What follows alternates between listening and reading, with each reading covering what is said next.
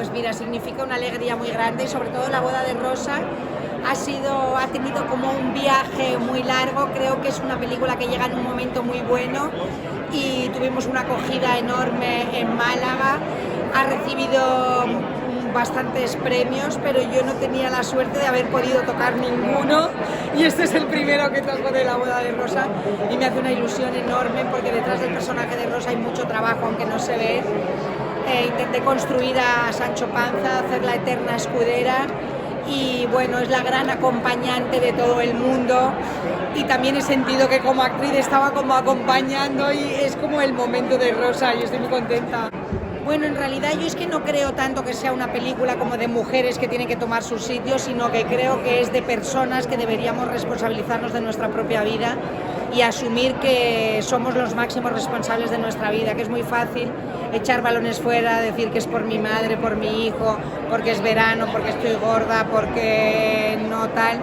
y siempre echamos balones fuera y nos cuesta asumir. Y yo creo que es una mujer que toma las riendas de su vida y se responsabiliza, que es algo que deberíamos hacer todos. Pues me gustaría dar un pasito más. He escrito una serie que se llama Puerto y Camino y me encantaría dar un paso más y poder levantarla. No sé si eso forma parte de la producción o de showrunner o lo que sea, pero sí dar un pasito más en la ficción y que las mujeres también nos contemos desde nosotras mismas, porque cuando llegamos a una edad,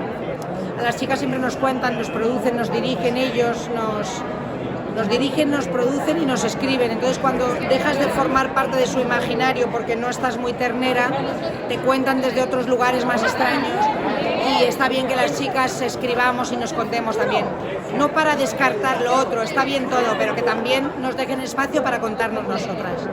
Ya he escrito 8 capítulos de Puerto y Camino y es muy probable que el capítulo 1 pues sí que me gustaría dirigirlo, o sea, los otros 7 no, los van a dirigir directores que me fascinan,